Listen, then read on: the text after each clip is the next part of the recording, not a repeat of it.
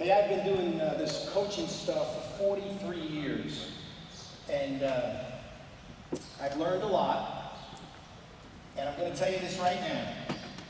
I am not an expert. I don't have any magic. I don't have any special formulas. I don't have any secret ingredients. What I do have is 43 years of experience. You see, I've sat in your chairs before. I've sat here, I've done clinics. I've participated in clinics. I've read books. I've watched games. I've studied coaches. And I've stolen everything I am going to speak to you about. So someone has told this to me. So all I am is a messenger. I am carrying forward what I have learned, and I have learned from John Wooden, the great American college coach at UCLA, from Dean Smith, from Bobby Knight, from Lou Carnesecca, all the great American coaches. Fortunately, I've had the luxury of coming to the international marketplace. In 1981, I first came to Europe, to Italy, to do clinics.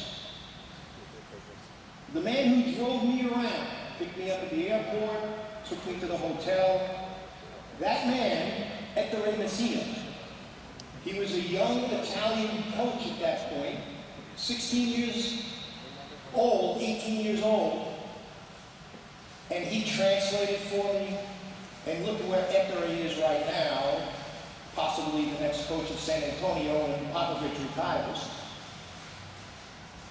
What was interesting to me when I came to Europe in 1981, I learned. And what I learned was that basketball is a global game.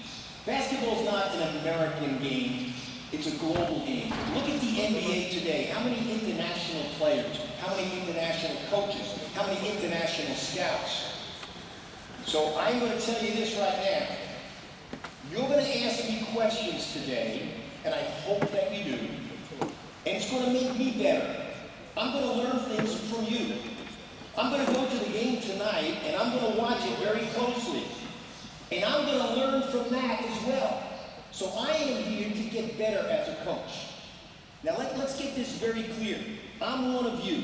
I am just like you. For 16 years, I was a high school coach. So I was not full-time. I taught history. I was a history teacher. And my part-time job was coaching high school basketball. And I had a lot of very good players. And it began my evolution as a coach. So, as a young high school coach, I thought I was a genius. I'm from New York. And if you know anybody from New York, they are the most cocky, arrogant, obnoxious people you'll ever meet. I was one of them. So I got this brilliant idea. I'm going to coach high school. Then I'm going to go to college and become a great college coach. Then I'm going to coach the Knicks. I'm going to be in Madison Square Garden. Maybe take me 5 years, 10 years. I'm going to wave my magic wand. I'm going to use all these beautiful plays I invented. And I'm going to ride off into the sunset, making millions of dollars, being on TV, working with great players, and they're going to write a book about me. And you know, as a high school coach, I won. We won state championships. We were really good. So my arrogance was fed. It was a flame, a fire that whoop, like last night's fires. It just whoop. I thought I was great. I had all these great plays. I'd come to a clinic and I'd sit down and I'd write things down. Ooh, man, that's good. I could use that. And then I get to college. A young college coach. Gino, I got my ass kicked when I was a young college coach. We lost. What the heck was wrong? These plays worked when I was in high school. Why didn't they work when I was in college? My biggest problem was I thought it was all about magic. I thought it was all about special special ingredients. I thought it was about secret formulas, secret plays. What I didn't understand was it's all about playing the game, seeing the game, teaching the game. And that's what I'm going to give you today. I'm not going to give you secret plays and special formulas. I'm going to give you how to play the game. Now, I've got 3 topics that I'm going to talk about, but they're all intertwined. They're all connected. So I'll make it into one big, large presentation in these 2 days. I'm supposed to speak about developing perimeter players in respect to shooting. I'm supposed to talk about special teams. I'm supposed to speak about developing practice. And I will touch on all those things. But you can't divorce yourself from the fact that you must learn the game. You must see the game. And let me tell you, that's the hardest thing today to teach. Seeing the game. You know why? Because of the culture you live in, the culture I live in, the culture we live in. We live in a culture of entitlement. A kid doesn't play, his mother or his father comes and says, how come my son isn't getting 20 shots a game? How come you don't run plays for my son? How come you don't let my son be the point guard? He is the next Stephen Curry. Do you hear that? Oh, that's all over America right now. And then you got this masterful player over here, Stephen Curry, and there's 10 people telling him in his ear, the coach doesn't know what he's doing. The coach should use you differently. The coach should use you better.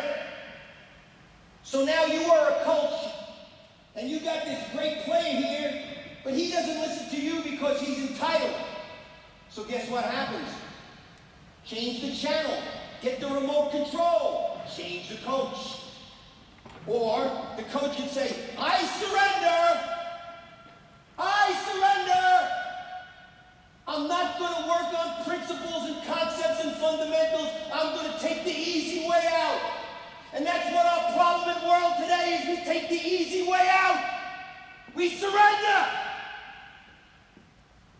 We don't stick to our guns, to our principles, to our beliefs. And I know down deep in your heart you believe that this game is all about fundamentals. It's not about magic, it's about fundamentals. But it's too hard to teach fundamentals because this clown over here won't listen to us. And because he's got his parents speaking in his ear. And because he's got some street agent telling him what to do. I ain't listening to him. That permeates every aspect of our culture today. And that's what makes coaching so difficult. And that's the first thing I want to speak of. Why the hell do you coach? What is it about coaching? What do you want to get out of coaching? You want money? Do you want fame? Do you want your ego? If that's what you're shooting for in coaching, if that's why you work to coach, if that's why you're here at this clinic, if that's why you spend all those hours in the gym, you're crazy. Yes, some people do get fame. Yes, some people do get money. But the greatest reason to coach is because you can be a leader. You can lead. And our world today is absent of leadership. Just look at the Israeli government. Just look at who's running for president in the United States. Do we have leaders in our world today? The kind of leaders that you want to be led by? The kind of people that you want to take you from step A to step B to step C? No, that's not what we have. We have all these people all involved in style. Very few people involved in substance. So we are fighting this war. We are fighting this battle as coaches to take back control of leadership. And it starts with you. Just as I said, I came internationally in 1981, and it was like a flame that flickered and lit this torch of knowledge for me. I hope to pass that torch to you, and I hope you pass it to your players. And when your players leave and become coaches, or your players leave and become fathers or mothers, husbands or wives, the same thing applies in basketball that applies in life. You see, I'm not going to tell you everything about X's and O's. I'm going to talk to you about life, because what goes on right here, that's life. Basketball is about life. What's going to make you successful as a coach is going to make you successful as a husband. going to make you successful as a member of your community. It's going to make you successful as a father. What you learn from basketball is a great teacher. So let's see how we can learn with this simplicity. Go into coaching to lead. That's the biggest thing you must do. So here's my game plan for today. I'm going to talk to you about Davidson College basketball. And there it is right there, written here on the board. Now, I'm not sure if you can understand my writing over here.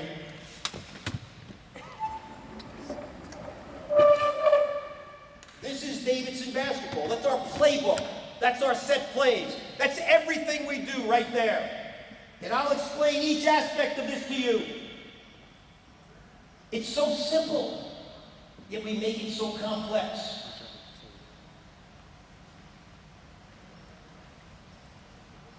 I used to think it was plays. Now I believe it's principles. You see, I can stop your pick and roll play, but I can't stop your principles. Because your principles are based upon reads, based upon fundamentals, what you see. I've had the great fortune of coaching a lot of outstanding players. One you might know, Jake Cohen, who is owned by this club here in Jerusalem, played for Maccabi Tel Aviv, now is on loan. He's a perfect example of that right there. He lacks one ingredient. He's not a killer. And you gotta be a killer to play this game, a competitive killer to play this game. That's the one ingredient that Jake lacks. He is fundamentally as sound as you can get. He's a great teammate. He knows the game. He sees the game. And I hope that at some point he becomes a killer enough that he can take advantage of all his skills. But the one guy that I did have that is a killer, that does those exact things up there, plays for Golden State, number 30, Stephen Curry. He's the great example of everything we do. And these same things that are written here are the same things that Stephen Curry learned for 3 years at Davidson College. And if you watch Golden State, you watch and see how many of those things Stephen Curry does. He's a master at it. And he had the fortune of experience of growing up with a father who was an NBA player. His father, Dale Curry. So from an early age, he learned this stuff. And now it's just part of his body. It's part of his life. Part of who he is. So let me first talk about these 7 keys. And by the way, I have this all written down. And if Daniel or somebody wants to Xerox and print copies of this, you're welcome to take this home with you. So, Daniel, I'll make sure you can do that, okay? Let's talk about these 7 keys. First thing is seeing. Okay, see. Get a ball up here. Come on up here, Ben. Come on up, Ben. Hey, Ben, come on, baby, let's go! Way to hustle out here, Ben. Good job. Okay. Shy, come on up, Shy. Okay, Shy, you're going to guard Ben, okay? Omri, come on up. All right, Omri, you're over here. Over here, in the corner. Good. Okay, why don't you guard him? No fear, come on up. All right, you got the ball, Ben. Okay, now I'm just going to show you an example of these things. Seeing, okay? All right, I want you to flash up here to catch the ball, okay? And you're going to defend it, okay? All right? Okay, but seeing, okay? What did you do first? Give the ball back. The first thing he saw was he had to get open, right? So what do you do when you get open? Okay. Now you're going to let him do that to you? Smack his ass. Don't let him do that. Don't let him get the ball. Wait. I thought you're supposed to be good. Come on. You're going to defend him, okay? Don't let him get the ball. Okay?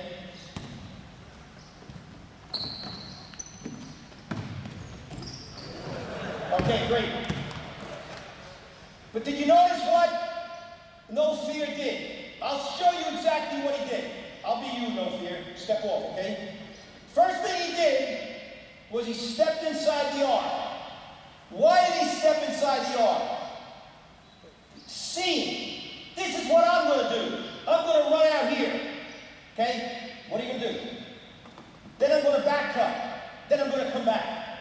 Okay, I'm going to see denial. If you see that you are denied, you back cut. You don't beg. Everybody wants the ball. So here's what happens. He runs out here. He's denied. He runs out here. He's denied. He runs out here. Do you have players that do that? They beg for the basketball rather than back cut. Beg rather than back cut. Look what happens when I back cut. If I come up here and I back cut, I make it open, correct? But look what I also did. Now this space here is vacant. It's free space.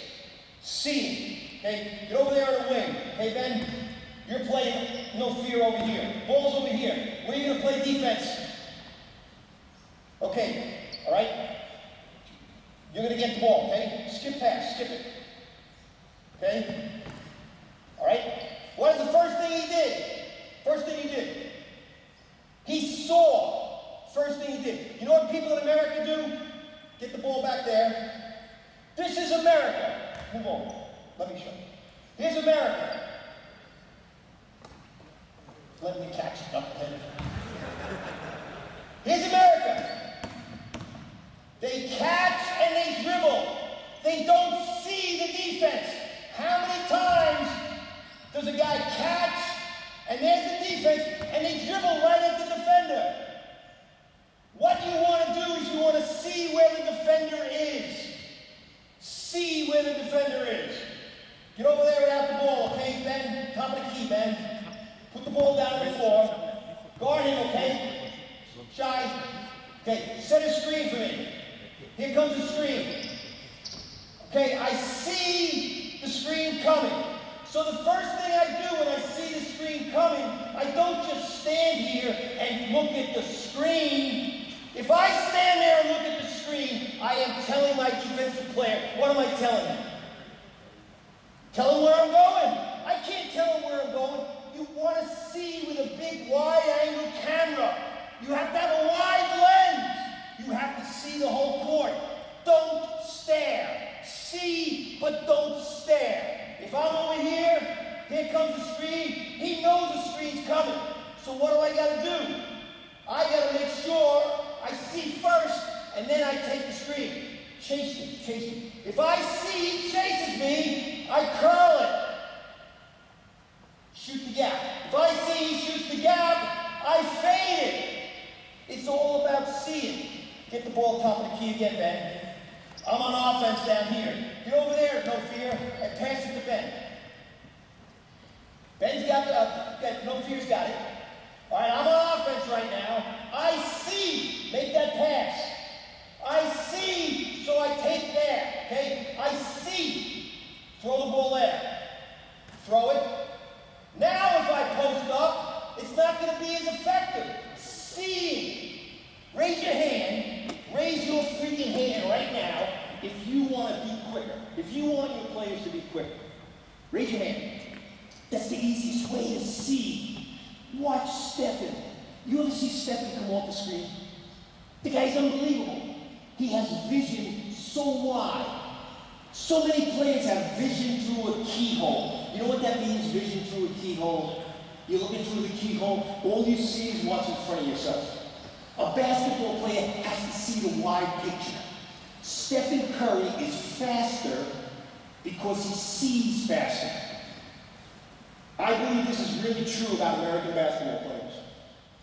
If you grow up in a city like New York or Chicago, Washington, D.C., Philadelphia, you are much quicker than guys that grew up in Alabama, Mississippi, Georgia, in these rural areas. The guys that grow up in the city, they're so much quicker.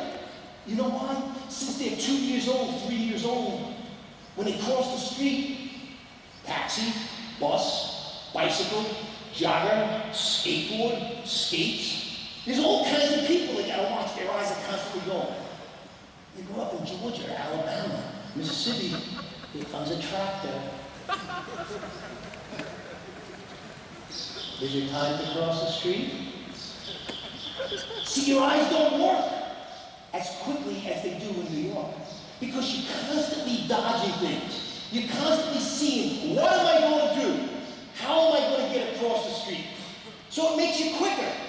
And the guys that grew up in New York and Chicago and Philly, man, they're quicker. They're quicker to react. That's Stephen's most attractive quality. Everyone says he's a great shooter. Everyone says he's a great passer. Everyone says he's a great dribbler. Yes, he's all of those. His greatest ability is his ability to see. He sees before something happens.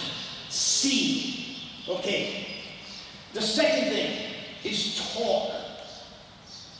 Now, I don't know about Israel, but I'll tell you this about America. The family life in America is dead. And it's dead because families don't talk. Kids go home and they go to their computer. They play their video games. Mothers and fathers are looking at their cell phones, reading the internet. There's no talk at the dinner table anymore. And you know what? There's no dinner table anymore. Mom is over working at that shop. Dad is out at that store. Children are over here. There's no talk between parents and children anymore. And it's destroyed the family. Well, the family's just like the team. When there's no talk on a team, you are destroying the team. Now, let me give you an example about talking. Throw me the ball, okay? Shine. Now, watch this demonstration right here, okay?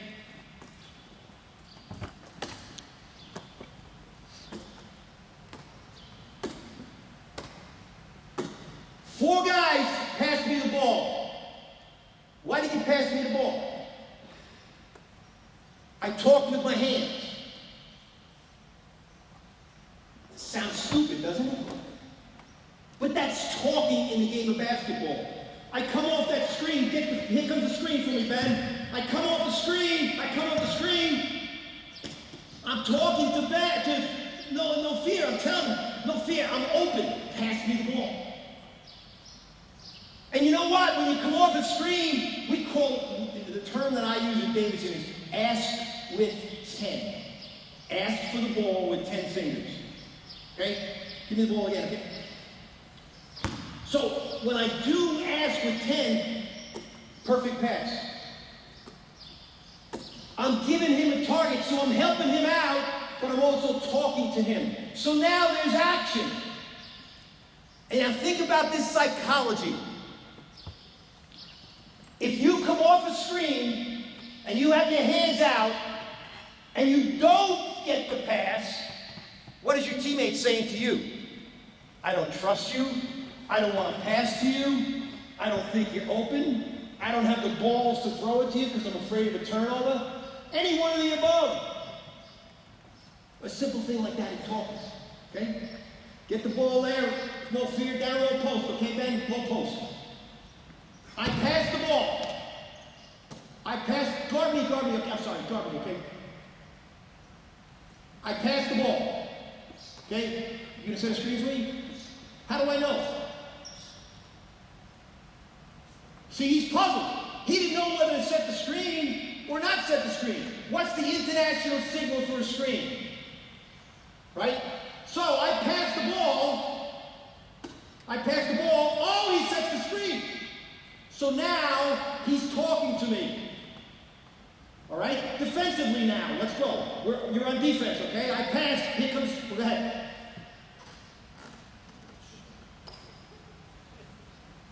They're afraid to say something loud. You didn't say it loud. Don't give me any crap, Shad. They're afraid to say it loud. And see, that's one of the problems we have in talking. You see, players are afraid to talk for two reasons. They don't have self-esteem. They're not confident enough to say a word. Remember when you first went to class and the teacher called on you? And you go, what am I saying? I might say the wrong thing, and the girls are all going to laugh at me in class. You guys ever get that? You ladies ever have that situation where you're called and everyone looks at you, just like we're here at the clinic, all looking at you right now, and you're afraid to say something because, I might say the wrong thing. But that's no different than the basketball court. People are afraid of saying the wrong thing. So what you got to do as a coach is you got to tell them what to say. And you can talk talk with your hands, or you can talk scream through. And it's got to be short and simple and one syllable. Scream through, scream, switch, help, got you. It's got to be simple stuff that they all recognize. So you have to create a new language. Your language has to be something that's consistent. Talking, incredibly important. Third thing, having an act. The essence of the game is deception. The essence of the game is deception. This is a Broadway show right here, baby. We got a show going on. We got to dance, we got to sing, we got to recite our lines. That's what the game of basketball is. You see, there are a lot of actors out there, and they've got roles to play. Well, isn't that the way your team is? You have a lot of actors, and they have roles. Some of them are singers, some of them are dancers, some of them are just playing big parts. Is that the way your team is? That's the way my team is. And what I got to do as a coach is I got to get you to be a great singer. And I got to get you to be a great dancer. And I got to get you to be a singer and a dancer and a romanticist. Okay? I bet the chicks love you. Steph Curry, when he came to Davidson College, as a freshman, he was the lead actor. The lead actor. And our stage, when Stephen Curry came, was like being in a, like being in a little town, and they have a play in this little town. By the time Stephen Curry left, that play that we had was on a Broadway stage.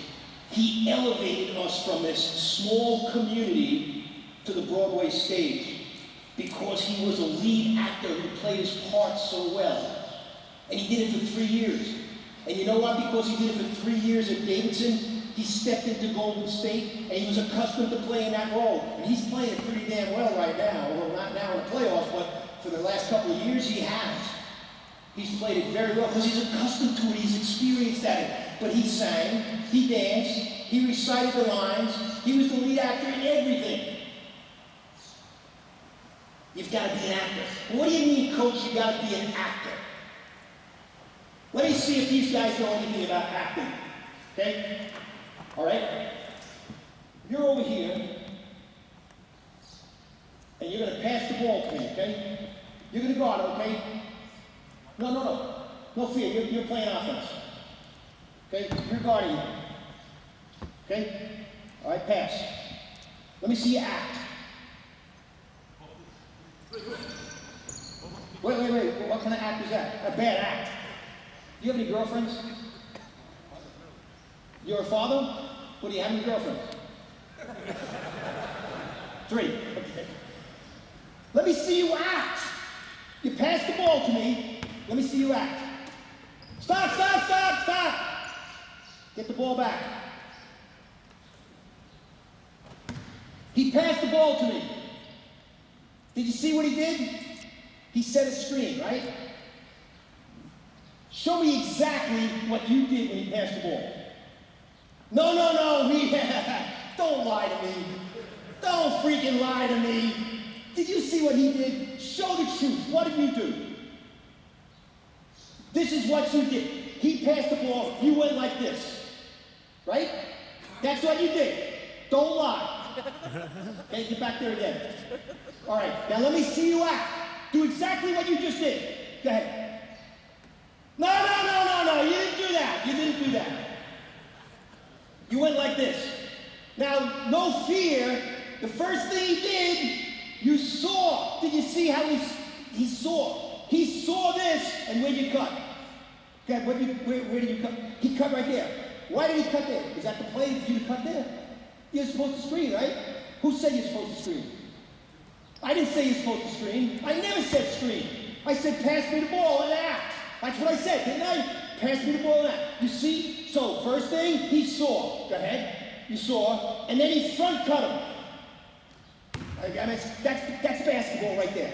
That's basketball. But did you notice? He should have made an act. Get over there, I'll pass, okay? Guard me. guard me. Pass, hey, I got you. See, hey, I got you. Hey, I got you. Simple rule like that, okay? Pass the ball. Hey! See what happened when I did that? See what happened when I just put the ball up there? Where'd his hand go? His hand went up. Where'd his body go? Body went up. See, as soon as I made that act, do the same thing again. As soon as I made the act, he went like this, ooh! And that's, I could beat him then. But it was an act, a simple act. Okay? All right? Now, I'm going to be guarding you down here. Yeah, you're on offense, okay? You're on offense. Drive to the paint and shoot a layup. Go ahead. Ah! Was that a charge? Maybe, maybe not. But unless I act, I'll never get the call. And did you notice what I did after I took the charge? Did I pop right up? No, I acted like I got hurt. I acted. Now, I'm not saying flop. Soccer drives me crazy with all the flopping that goes on in soccer. Absolutely drives me crazy. But I legitimately took a charge right there. I stayed on the ground. I waited for a teammate to come and pick me up. It's all part of the act.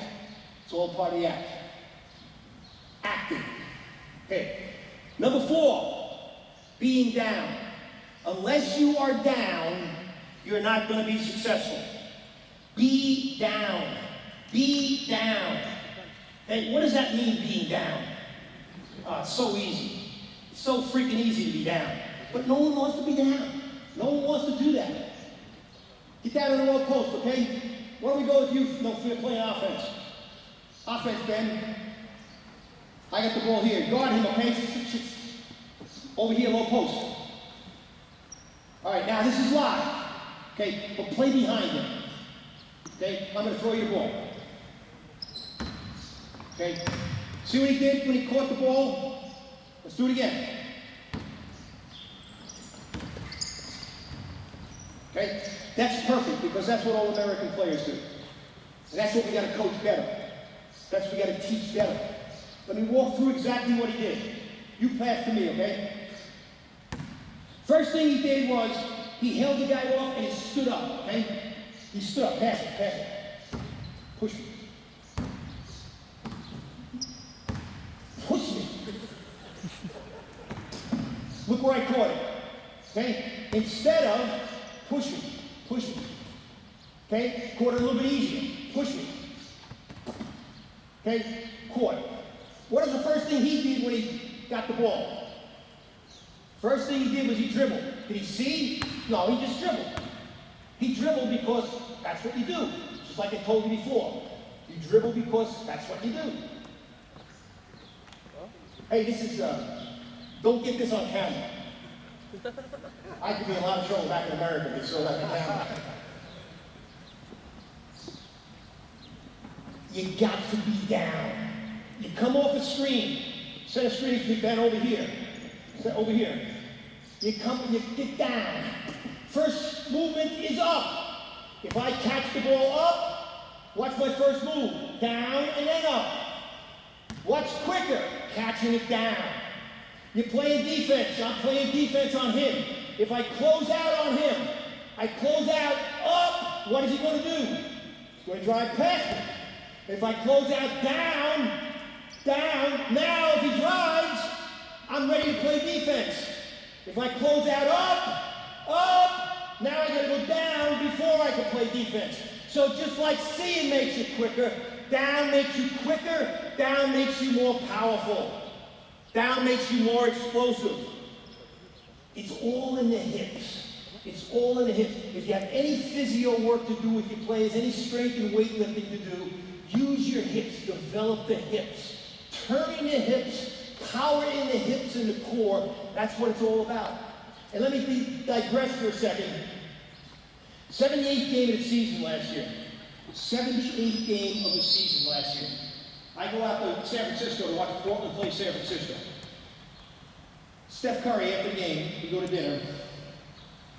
I said, Steph, how you feeling? After 78 games, with his body, I've always assumed that it was a very physical game. Be tough to withstand all of that punishment game after game. So he says to me at dinner, Coach, I need to work on my stamina, and I need to work on my core. I need to work on it. Now, do you think that LeBron James's coach met with LeBron after the 78th game and had dinner? LeBron, how you feeling? You think LeBron's going to say, I need to work on my stamina and my core? What do you think? I don't think so. But here's Stephen Curry, and this is the way he phrased it. He said, I only played 3/4 of each game. The playoffs are coming up. I've got to work on my stamina and my core. That's how hard a worker he is. But it shows you what he, MVP, thought was most important. The core. It's so important to be shooting, dribbling, passing, defense. And now, as you watch the playoffs unfold, he got hurt. He got hurt originally with the ankle, and he got hurt with the knee. You think his stamina, you think his rhythm, you think his core has been interrupted? Absolutely. He's out of rhythm, he's out of flow. And I have a feeling that they are emotionally drained from winning 73 games last year. They are emotionally drained. So it's going to be a tough road for them when they play at home against OKC. But the point again is the hips, the core. So important. And being down really accentuates that. Okay, the next one. Do the details. Is that what the next one is? I can't read it. If I can't read, how can you guys read? Jeez. Is do the details next? Okay, the details. All right, let's talk about a post pass right here. You're playing D. This is a detail. If I catch the ball like this, good, can you reach around? He can get it. If I catch the ball like this, can you reach around? Long arm the basketball. A little detail. And I'm going to go through a lot of these details, but I just want to show you how important details are. Okay? Set a screen for me. Guard me, okay, Chai? Set a screen for me. Okay? If I come off the screen down, I'm going to be, that's a detail. Now, notice the way he set the screen. Got to do that again. You were perfect, man. Perfect. Set the screen. Stay right there. You see the crack of his ass? You want to point the crack of your ass in the direction where you want your teammate to catch the ball. Okay? Now, let me show another screen. Okay? So he wants you over in the corner. Okay? He wants me to catch the ball right there. Now, you can't argue with me. Biologically, you cannot argue with me. The crack of your ass should point in a direction where you want your teammate to catch the ball. Okay? Now, change your crack. Give me a different crack. Hey, I know that we live in a liberal society, but that's... Boy, we have all kinds of discussions about what's going on with sexuality. That's really... Okay, so look at his crack now. How are you going to defend this? Set the crack that way. Okay, he's going to blow me up. But because the crack is pointed in the wrong direction, if I was to get open, it would be here. So that's just a little detail that is so important when you set and teach screens. Put the crack in the direction where you want the ball to go. Okay? All right. You know what's really interesting? And I'll talk a little bit more about this as we go through situations. In 1983, in the United States, the national championship was won by North Carolina State University. Jim Valvano was the coach. On the last second shot, okay? In 1985, the national championship was won by Louisville University, coached by Denny Crum, on the last second shot. Those two last second shots had the same common denominator. Both of them were air balls. Both of them were rebounded. Both of them put back at the buzzer. Purvis Ellison did it in 1985. I think Lorenzo Charles did it in 1983. What is the detail about that situation? No one boxes on a last second shot. You can take that to the bank. Nobody boxes out on the last second shot. That's a detail. Why don't people box out on the last second shot? Because they think the game's over. They're frozen, hoping that the game is over. So as a coach, you got to coach your players on that last second shot we're going to take. Crash the glass if you're on offense. Conversely, if you're on defense, you got to remind them. In that huddle, have the captain gather them. Hey, no one boxes on the last second shot except us. We are the only team that does it, and we're going to do it. Guarantee you, it'll pay dividends, and you get a victory because of that. Okay? Detail. Okay. Now the last thing is finish everything. Finish everything. Did I skip one? Yeah, you skip one. Flesh-to-flesh contact. How could I forget that? The flesh-to-flesh contact. You gotta be willing to hit flesh. You know what I mean by hitting flesh? You gotta really make contact. And people hate hitting flesh. They hate hitting flesh. You know why they hate hitting flesh? Why do they hate hitting flesh? It hurts. Very simple. In America, they have this game of football, American football, and you should watch these big guys. I mean, they're big. And you could take a big pole and put it in front of these guys, and boom, they can hit the pole. Then you have these blocking sleds. Boom, they hit these blocking sleds. But put flesh in front of them, ooh, it's different. People don't like to hit flesh. It hurts because your body doesn't contour to it. I'm afraid I'll get some flesh-to-flesh back from him. Smart, huh? Let's look at flesh-to-flesh. I'm going to set a screen right here. Flesh, boom. Flesh-to-flesh. Flesh-to-flesh right here. Box out. Flesh-to-flesh right here. Get an offensive rebound. Flesh-to-flesh right here. Take the charge. So flesh-to-flesh happens, but kids are afraid of flesh-to-flesh contact. How many times have you seen drive the ball to the basket? Like, you know, like you're in Spain, ole. People, they just don't want to hit flesh. And you ever watch guys post up? I'm going to post you up, okay?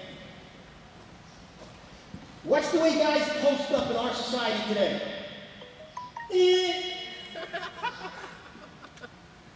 You know, they stick their ass there. You know why? Because the ass is soft, you know? The ass is soft and it doesn't hurt. You know, most guys, they don't want to get hit, so they use their ass, their soft part.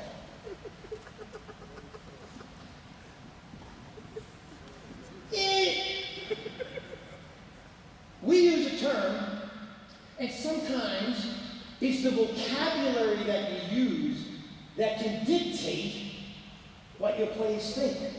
We use the term body search. You know, as you go through security in an airport, and you go through and they body search you? That's what we tell our post players to do. So when I go post up, I'm body searching.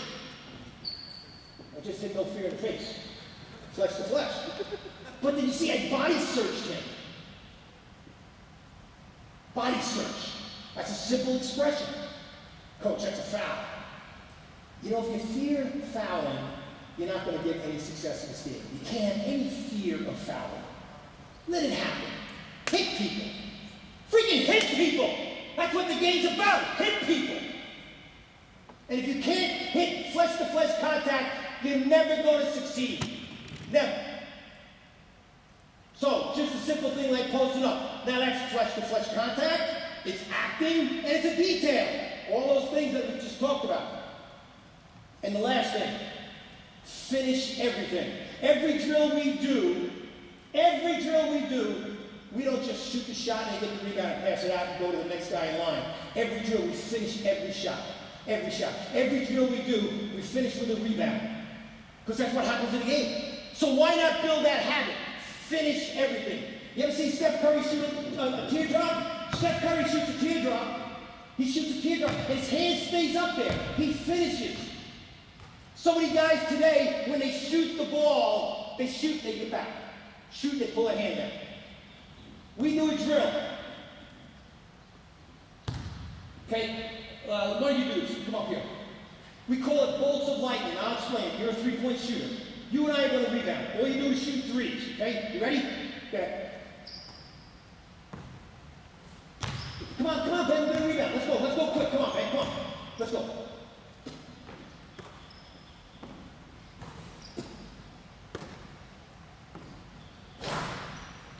Quick, Ben. Quick.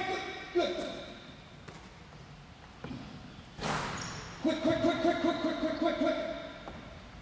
Quick.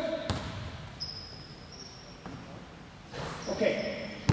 Now, Shy is at a disadvantage because he's been standing around, not been shooting, so he's not loose. But Shy also revealed some of the problems with finishing. Did you see what his hand did after each shot? His hand went down. What was he doing with his hand down? He didn't finish it, number one. Number two, not only didn't he finish the shot, he was trying to get ready for the next one. And I know shooting is one of the things that I'm going to talk about. So let's digress for a second and talk about shooting. When you shoot, the biggest thing is preparation. The second biggest thing is finish. Prepare and finish.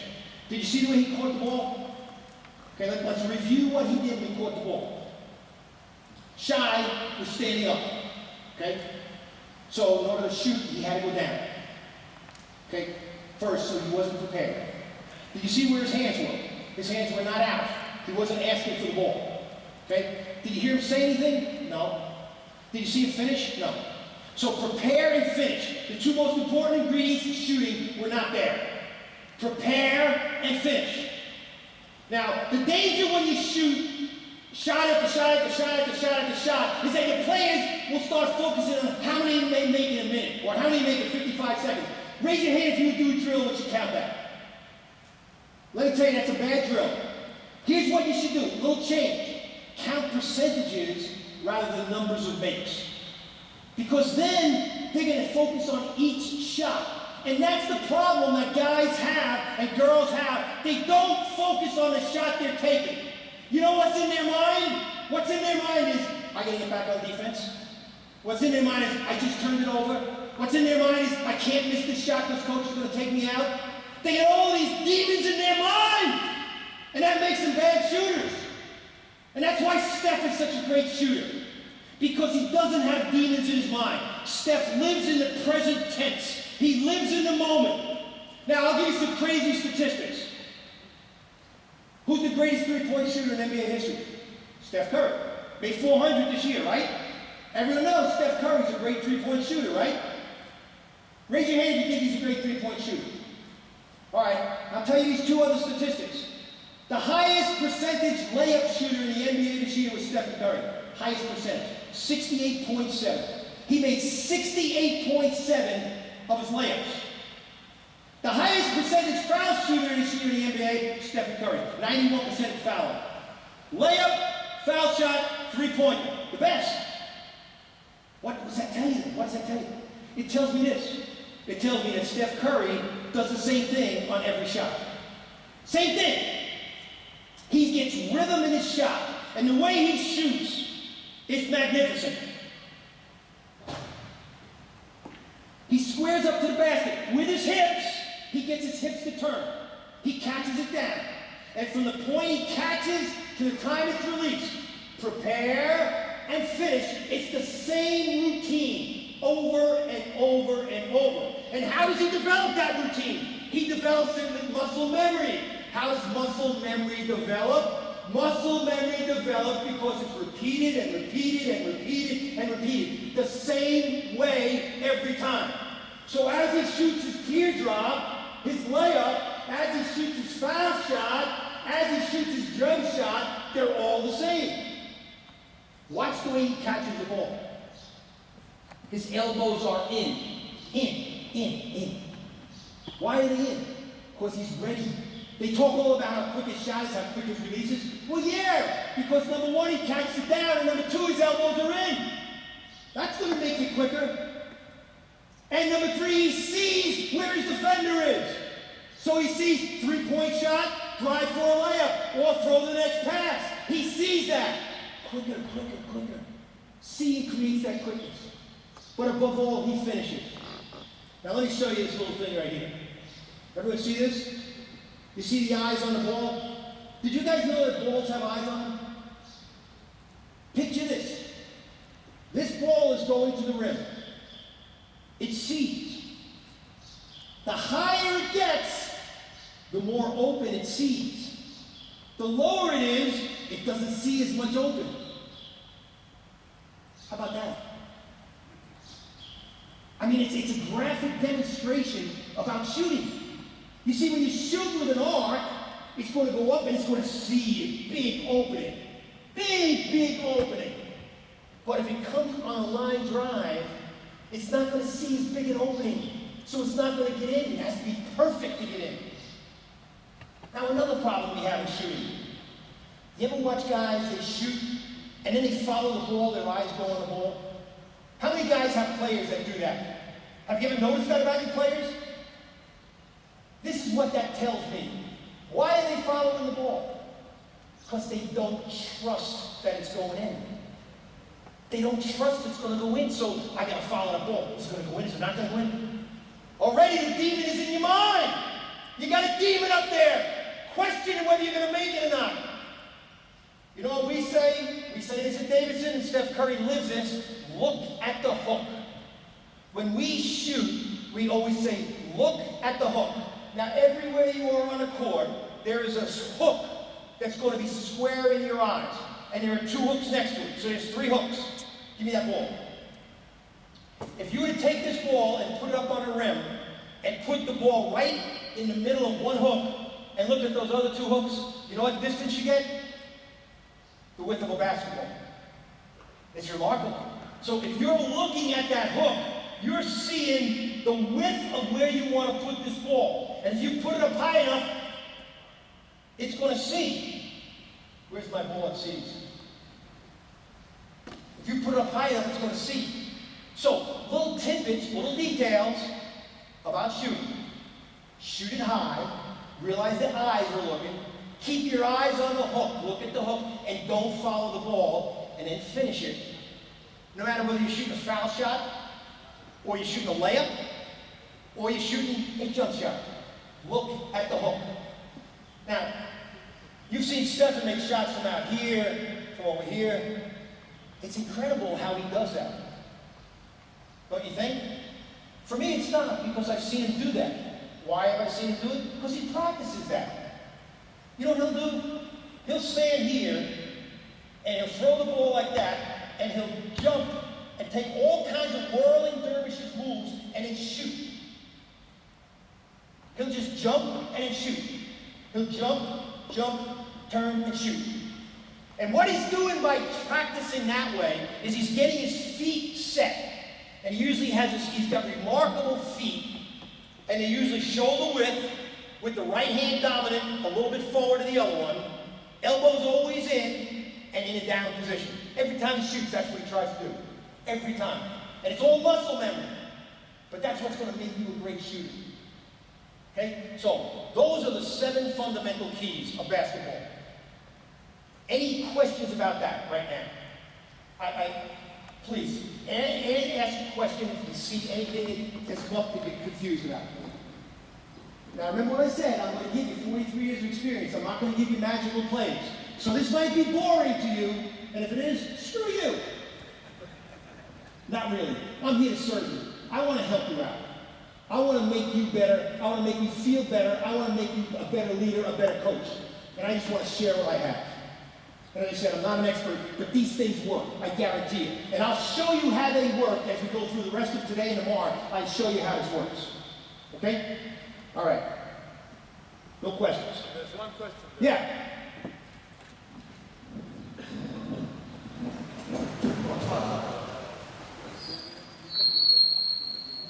Look at the hook. Yeah. What hook? Okay, good question.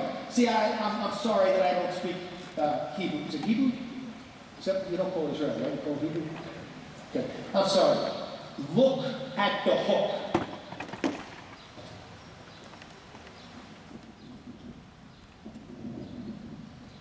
See, there's a hook right there. The hook that connects the net to the rim. I'm stupid because these rims don't have the hooks. The rims in America have the hook. But where it is hooked to the rim. No. Anywhere you are, there are three. So if I'm here, you stand here with the ball. Stand right there. He sees this hook. That hook is right in his vision. And there are two right next to it. If we had a ladder, I could put him up there. We have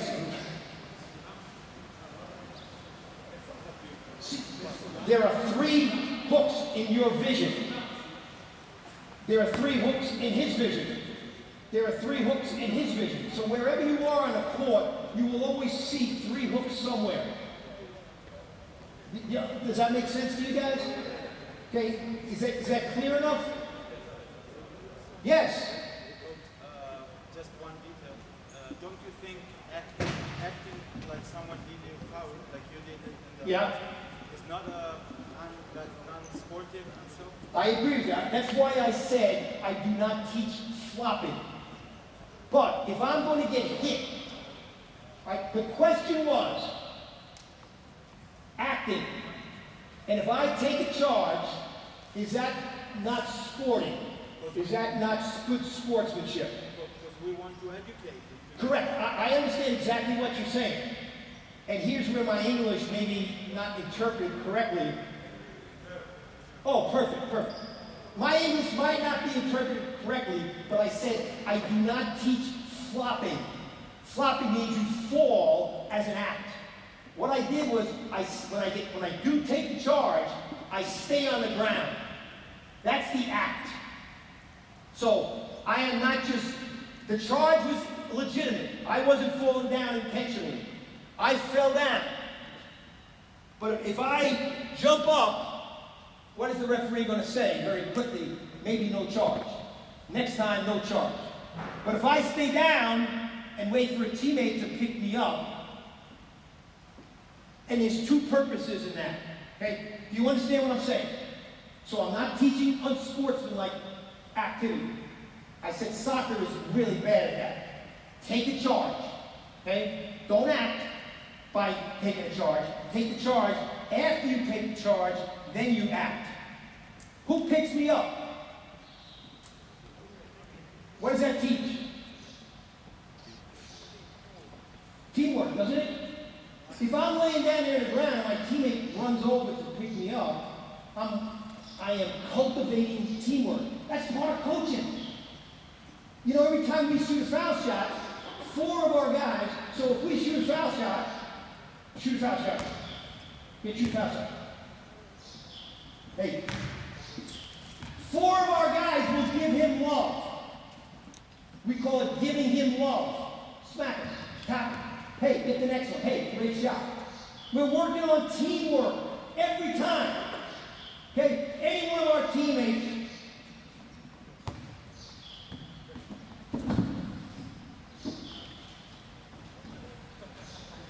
Did you see that? That's teamwork. And you've got to find every way possible to work on teamwork, and that's what we do. Now, I don't just say that at the beginning in the locker room before a game. Hey, we got to work like a team today. No, you build a habit in practice. So when that happens in practice, you better make sure your guys pick your player up. Teamwork. Question? You mentioned demons in the mind several times. Yes. And I feel like nowadays it's harder than ever for kids to be mindful in the moment. Can you please elaborate? Do you spend time with the players, teaching them how to get rid of the demons? And if so, how do you do that? How do you help them be more mindful in a millennial generation? Hey, tremendous question about these millennials. When I figure these millennials out, I'll get a Congressional Medal of Honor. Repeat the question, please. Yeah, the question is the demons in the mind. Demons are devils, thoughts, things that force your mind to think differently than you want to think. Now, we, first of all, when we talk about shooting with our players, we don't talk about shot selection. You know what I mean by shot selection? You gotta have good shot selection. If you tell your players shot selection, and he looks at the bench and says, was that a good shot? Was that a bad shot? Was that good shot selection? There's a demon. That demon shot selection. So here's what we do. We have shooting license. You have driver's licenses here? We have shooting licenses. You earn a shooting license. Just like you have to learn how to drive a car and get licensed to drive a car, at Davidson College, you gotta earn the license to shoot the basketball. And everybody on my team has a different license. Now, maybe you can drive a car. You can drive a car and a taxi. You can drive a car and a taxi and a bus. You can drive a truck, a bus, a taxi, and a car. Stephen can drive anything he wanted. You see, everybody is different. So I'll give you an example. Our big guys at Davidson College, our post players, they all have the license to shoot the top of the key three. Two of them cannot shoot the pick and pop three because they have never earned that license. And we practice the top of the key three. We practice the pick and pop key. Every day we practice it. And I watch and I say, who can shoot it? And then before the season starts, I define clearly who can shoot what shot. Stephen Curry could come down in transition and shoot a three. We have a player from Finland, Oscar. Oscar cannot shoot a three in transition until the ball is swung on the other side of the court. So if he's on this side, he can't shoot it. He's got to swing it to the other side. If he's on the other side and it's swung, he can shoot it. So license is defined based upon what you have shown in practice. It eliminates the demon. They know exactly what shots. They don't think about shot selection. They think about shooting license. It's a positive, not a negative. It's a positive. Coach, how do I get a license? Well, get your ass in the gym and practice. And if you don't like the shooting license, Andrew, if you don't like that you only can shoot the top of the key three and you can't shoot pick and pop threes, get your ass in the gym and practice pick and pop threes. And prove to me in practice that you can do it. And then you get the license. Now, we got some guys on our team that they get a little crazy. They start shooting unlicensed shots. So you know what I do when they start shooting unlicensed shots? What happens if you get a speeding ticket 5 times? They revoke your license. I revoke licenses.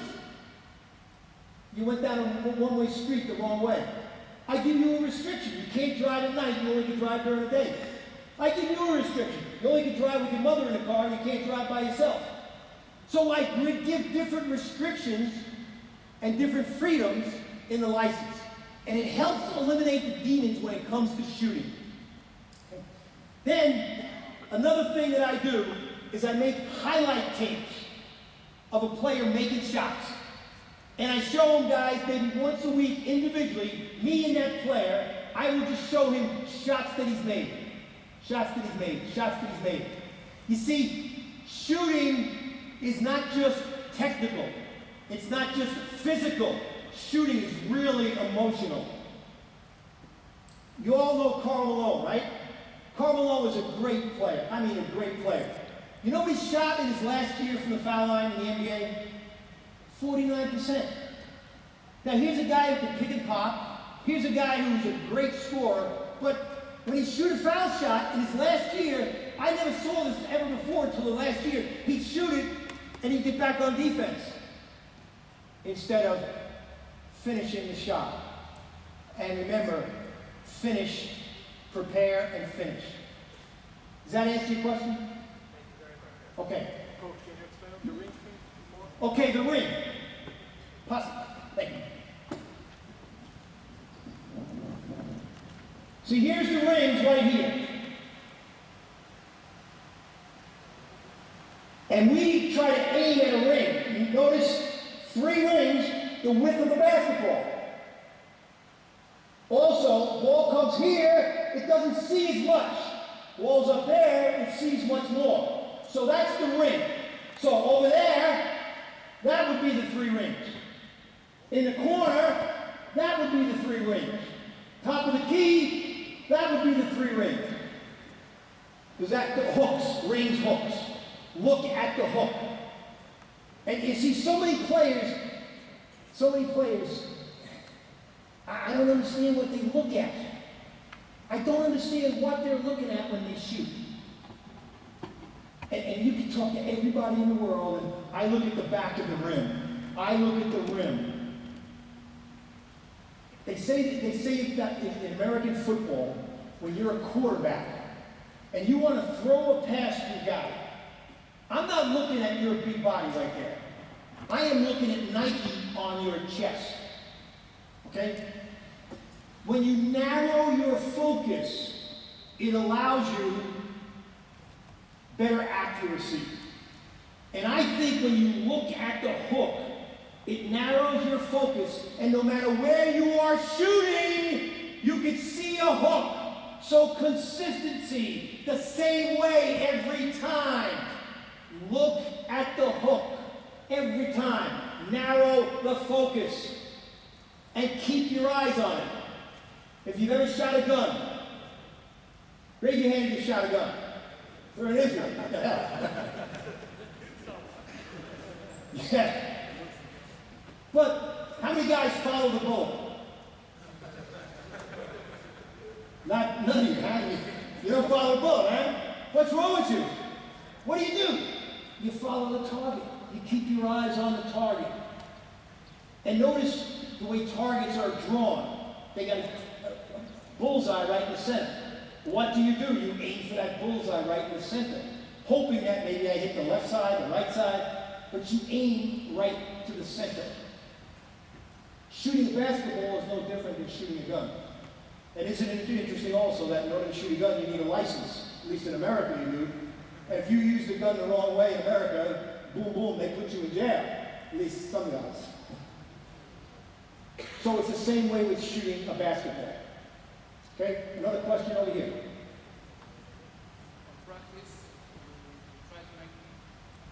On practice, you try to make habits for the players. Correct. Now, when you tell them to shoot wherever they want to get the license, then they will do it on the game. Okay. No? No. On What practice, happens is we are going through shooting drills in practice. Okay?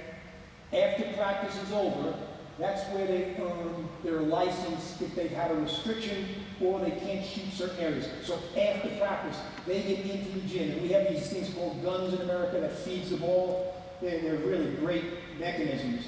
So a guy will come in and shoot for 15 minutes on the gun to improve his license. So that the next day in practice, we are going through our shooting drills.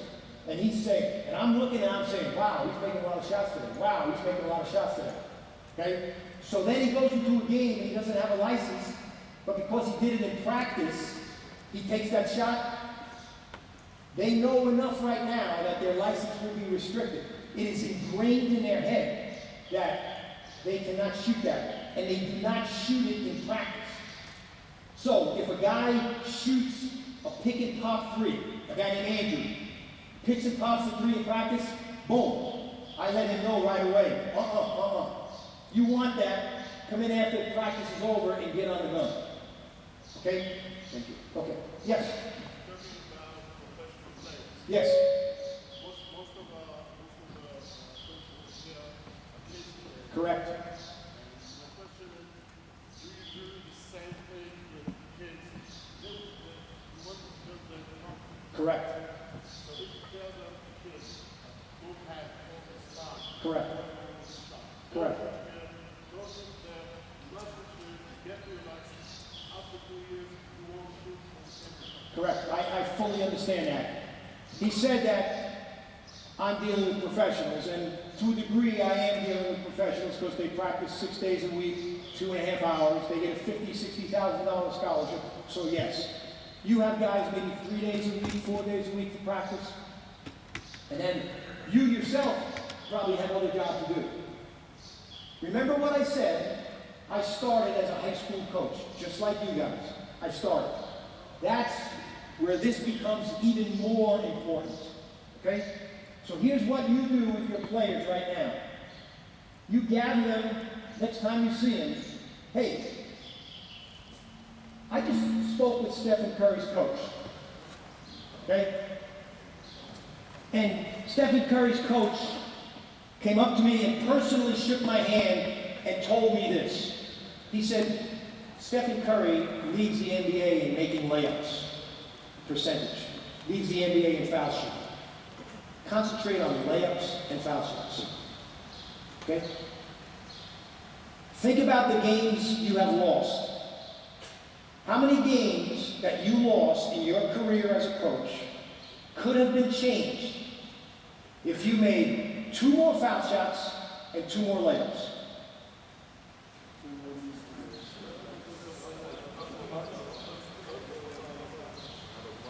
A lot. I did an incredible thing about 6 years ago. It might have been Jake Cohen's 3rd year with us. I said to him, it was his first year with us. I said to him, if we made 50% more of the missed foul shots that we had last year, and 50% more of the layups that we missed. So if we missed 100 layups, and we just made 50 of those 100 that we missed, if we had 100 foul shots that we missed and we made 50 more of them, we would have 7 more victories. And wouldn't you know, our percentage went up the exact number, and we won 7 more games. We had won 18 games. Next year we won 25 games. All because of layups and foul shots. And one of the things that the newspapers, the media, always ask me, and I have interviewed a lot about Stephen Curry, they always ask me,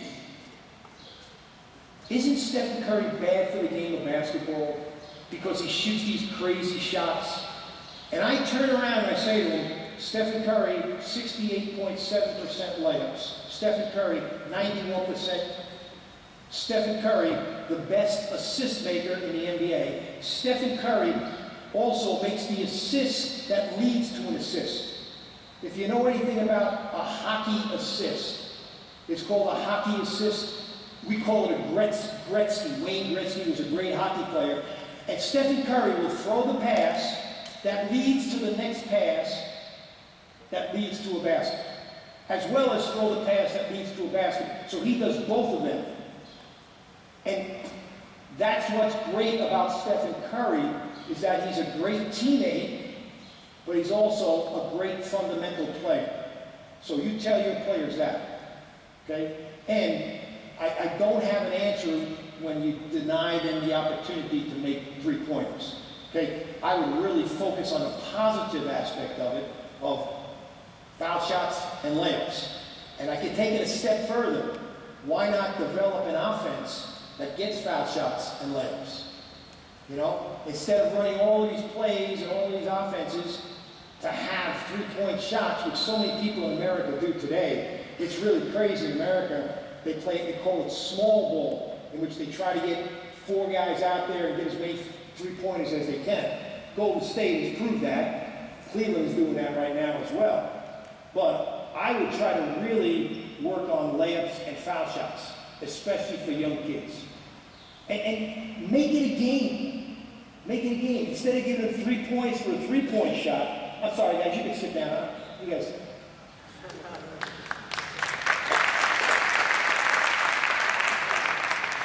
Make it a game, so instead of giving 3-point shots for a 3-pointer, give them 1 point. Give them 3 points for a layup.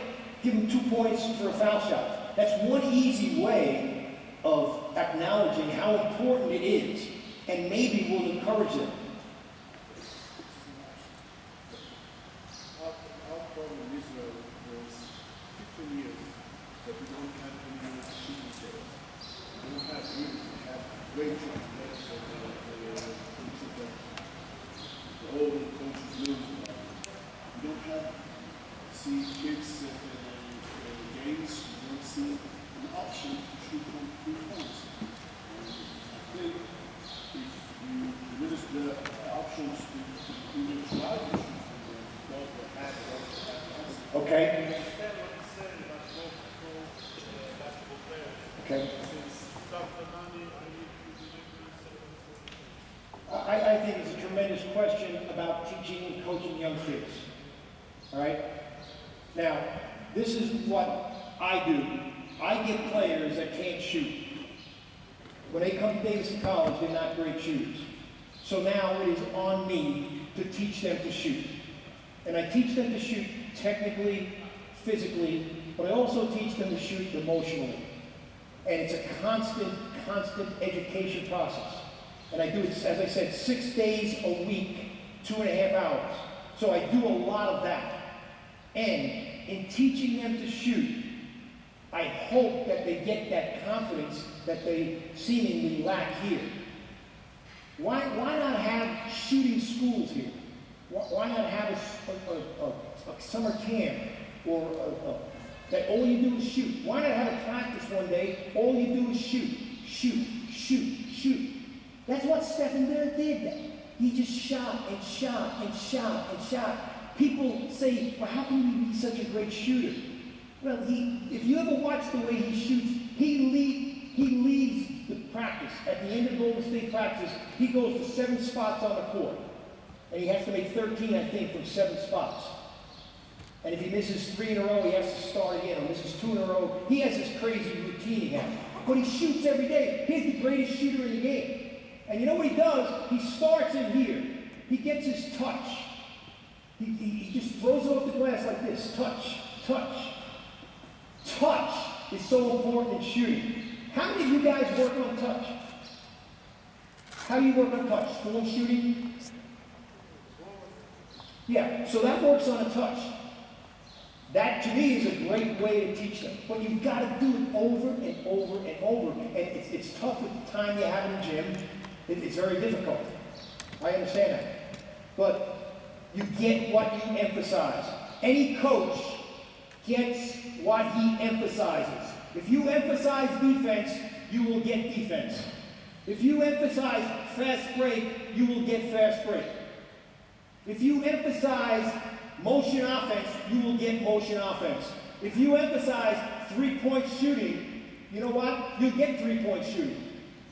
Stephen Curry, and I don't apologize for keep referring to him because I know him so well and because he's the mark of excellence. Did you see, he came back from an injury on his ankle and he's 1 for 10. Do you remember the game? It was against Portland. 1 for 10 in the first. He came in at the 7-minute mark. He didn't start the game. 1 for 10. Should I have taken his license away? Steve Kerr. You can't shoot anymore, Steph. No, because Stephen Curry doesn't care about 1 for 10. I mean, he cares, but it doesn't affect his mind. The demon doesn't come when he's 1 for 10. Because he thinks about, I'm going to make it. I'm going to make it. And that's so important. Shoot like you're going to make it. That's a simple sentence, but it's a powerful sentence. Shoot like you're making it. Shoot like you're making it. And repeat that over and over and over. Instead of saying, no, you can't shoot that. Shoot like you're making it. Shoot like you're making it. So Stephen Curry in that game against Portland, 1 for 10. Second half, I think he made 4 or 5 3-pointers. 5 to 6. And then did he score 12 points in overtime or something? He was crazy. He made it. You know how many times he did that for Davidson? He did that 5, 10, 15 times at Davidson. He doesn't dwell on a missed shot. And if you are the coach and I am the coach, don't shoot that, don't shoot that, don't shoot that, screws him. But see, I don't do that. I don't do that. That's why I talk about license. And everyone has an equal opportunity to earn a license. Everyone here can go to the Motor Vehicle Bureau and get a driver's license. Everyone can do that. Everyone. Everyone can get a shooting license. Work at it though. But if you have a player that shows up in your gym and that's the only time he shows up with a basketball, screw that. He ain't going to be any good. He's got to put more in. This is applicable to life and basketball. Those who have invested the most are the last to surrender. Never forget that. Those who have invested the most are the last to surrender. I think about this great country of Israel, and that is so applicable to your country. Those who have invested the most are the last to surrender. Basketball is life. Those who have invested the most, who put that extra time in, they're the last to surrender. That's the beauty of this game of basketball, because it's so parallel to life. In your family, those who have the last invested the most are the last to surrender. That next question.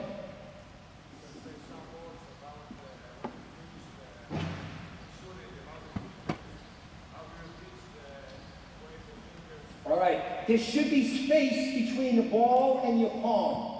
You watch the players that can't shoot in the NBA, it's because their palm is on the ball. This part of their hand is on the ball. Well, that's like a brake. You know how a brake in a car acts? That's what the palm does. So you look at the guys with big hands in the NBA, the guys with the big hands struggle to make shots, struggle to make foul shots, struggle to make jump shots.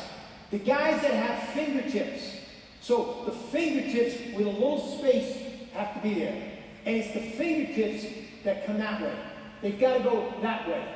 Okay? It can't be that way. And there are many guys that shoot like that. The fingers need to be spread out.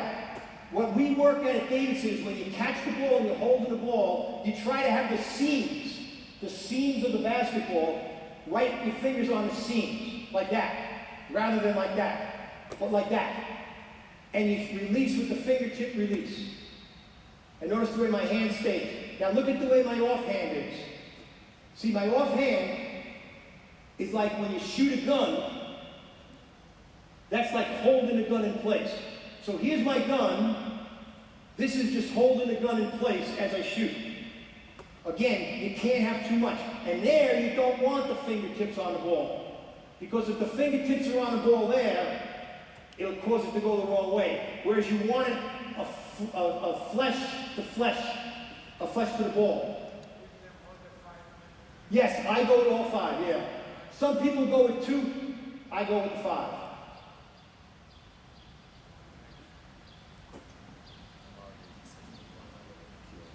Oh, okay. Okay. Daniel says he's got to go to the bathroom, so I'm going to stop here. Thank you.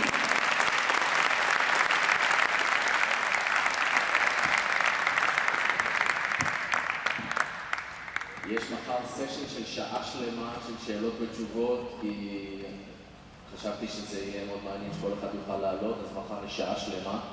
אנחנו ממש לוקחים 7 דקות הפסקה, אתם רואים, אנחנו עומדים בלוח הזמנים, נדב יתחיל, נדב עד 1, כי ב1 מגיעים הסנדוויצ'ים, אנחנו לא רוצים שיתקררו לכם, אז אנא מכם, סדר, שירותים, שלוק מים ונדב.